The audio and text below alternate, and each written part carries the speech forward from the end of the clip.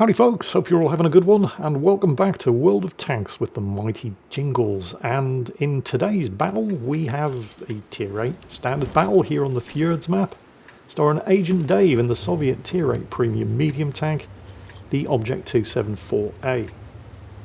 Normally at the start of one of these battles I spend a bit of time talking about the tank that is being played, and I'm going to do that today, but I'm going to have to be quick about it because when the action starts in today's battle, it starts quick and it never lets up. So, what do you need to know about this tank?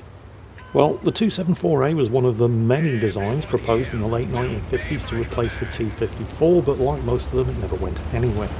Here in World of Tanks you have a surprisingly tough medium tank that's basically a close-in brawler, because the gun has very good DPM and good alpha damage, but the accuracy is very questionable, the aiming time is bad, but it has a strong turret and reasonable hull armour, factors which make it really good at getting in close and just out-DPMing its victims. It doesn't have a lot of hit points though, only 1200. There are Tier 8 tank destroyers that have more hit points than this. And while it's definitely not slow, its listed top speed of 58 kilometers per hour is pure fantasy. This thing will struggle to reach even 50 kilometers per hour on flat ground. Oh, and we're straight into the action. Yep, here we go. He's pushed up into the middle and he's straight into the low ground here where he's about to have his wicked way with the enemy. I can't even know how to pronounce that thing. Basically it's the Valentine's Day. Oh, look at that ram. It's a Barask. It's a Valentine's Day skin version of it. Oh, and there's the first kill. Very aggressive opening move, and it's paid off. He's basically good down here as long as the road behind him, well, over to his right, doesn't suddenly fill up with enemy tanks. This is a good spot. And a quick look at the minimap confirms that he doesn't have to worry. There are nothing but friendly tanks back there.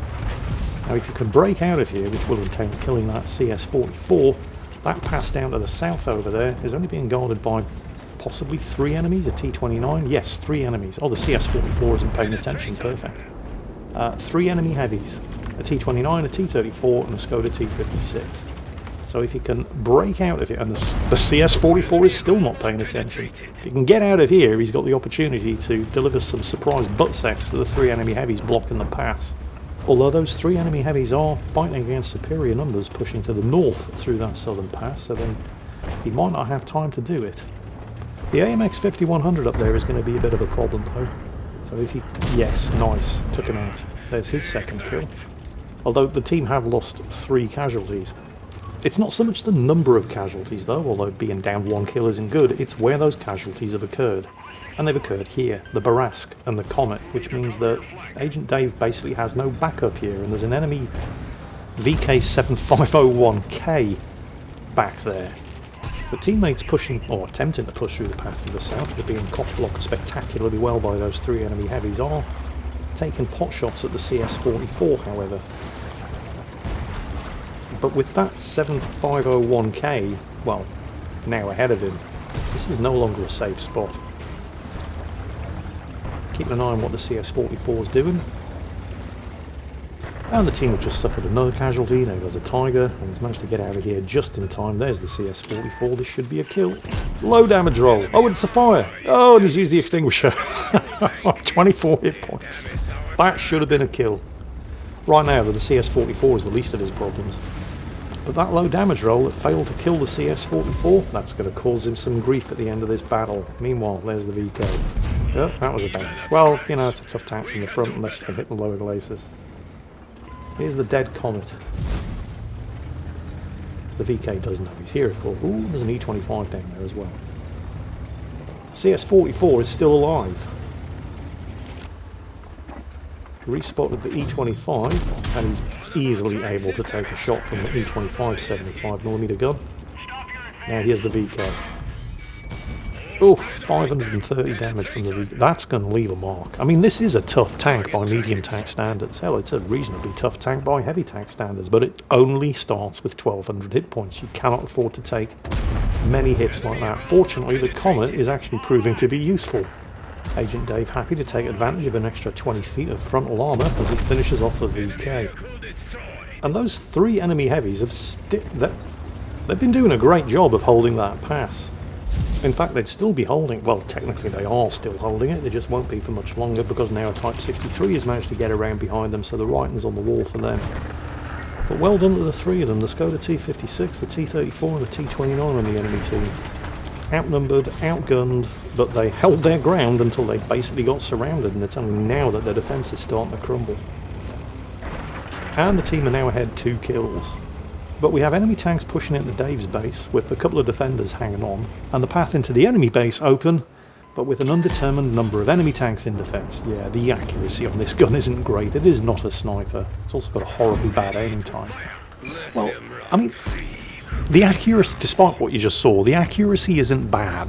It's .36, which is fine. It's just got a horribly long, nearly 3-second aiming time. So you can hit targets at range, like the shot that he managed to successfully land on the Su-122-44 over there. You just have to wait for it to happen. Or, you know, send enough dissidents to the gulag and the cold dead hand of Stalin reaches up from the depths of hell and guides the shot to the target, just like that one did. Inconsistent, I think, is probably the best way to describe this gun at anything other than point-blank range. The scores are still seesawing. I mean, the enemy team have equalised, and then his team drew ahead again. They're once again 3 kills up. He's having a look at how the base defence is going, and, well, I mean, it's a bit touch and go. It could go either way. Can he get a shot? No, the Senlak's gone undetected. Okay, fine. He's heading up here to cut off the Barask, or at least that's what he thinks he's doing. The Barask, however, if you take a look at the minimap, is choosing to stand and fight against 2 heavies. The Barask only has a 2-shot autoloader. Now a tiny little 2-shot tank like the Barask choosing to stop and stand his ground against a pair of heavies can only mean one of 2 things. He's either suicidally brave or he knows something that we don't. Like the location of the enemy ISU-122. Yep, there he is. So not quite as suicidal as we may have first imagined. The ISU just nailed the Type 63, the scores are now even, and back at the base, the Senlak, who was last seen alive on 16 hit points, he's just killed the T-28 prototype who was defending the base. There's the ISU, beautiful shot, straight into the front road wheel, immobilising him. Dave starts backing up, but the guy's not using a repair kit. Okay, fine, we'll do it again. And then we'll close in, and we'll do it again, and he's on fire. and then we'll do it again and kill him. Okay. Now the Barask, he's actually making short work of that 45 TP.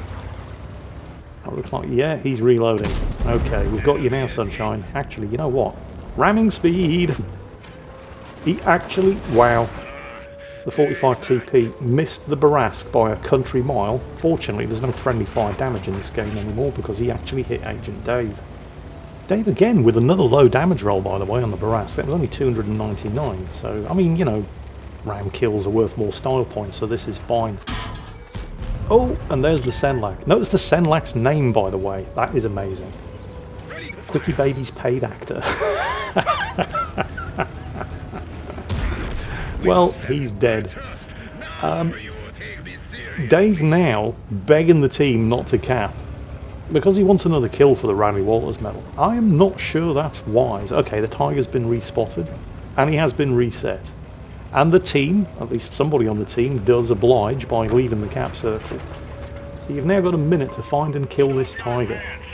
If you want that Radley Walters medal, and there's no guarantee that somebody else on the team isn't going to get there first. So Radley Walters medal denied, not just by the teammate who finished off the Tiger, because I mean, of course, if somebody's got the shot, it's a kill, they're going to take it. Nobody owes you a Radley Walters medal. But it is a shame, because do you remember that low damage shot against the CS-44 that I did say was going to come back and give Dave grief at the end of this battle? If that hadn't been a low damage roll, or if the fire had had one more tick, that would have been the kill on the CS-44, and this would have been an 8-kill Radley Walters medal game. Can't really complain too much, though. I mean, first of all, be real careful calling for no cap kill all, because, well, how many times has that come back to bite a team in the arse?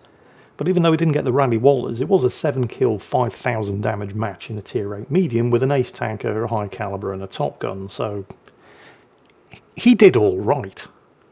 I feel we do really need to give a shout out and express some commiserations to 2 players in particular on the enemy team. First and foremost, the enemy Senlak player, whose name I still love, a Quickie Baby's paid actor. And also the Skoda T56, one of the 3 heavies who put up that valiant defence at the Southern Pass. both of whom scored more base experience on a defeat than half of Dave's team did for winning. Yeah, that's got to sting.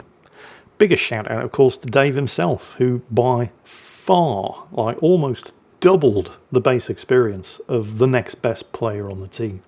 So, and ironically enough, the next best player on the team was the one that cost him the Radley Walters, who got the kill on the Tiger at the end. Like I said, nobody owes you an epic medal. You either earn the Radley Walters or you don't. Although Dave is probably still smarting from that low damage roll and instantly extinguished fire on the CS44 that also cost him the Radley Walters medal. But still, great result and a really exciting game to watch. I mean, this is medium tank gameplay at its finest, and it was a privilege to add the commentary. I hope you all enjoyed it. Congratulations, Agent Dave, on a good result, even if it wasn't the result you were hoping for. And as always, take care, and I'll catch you next time.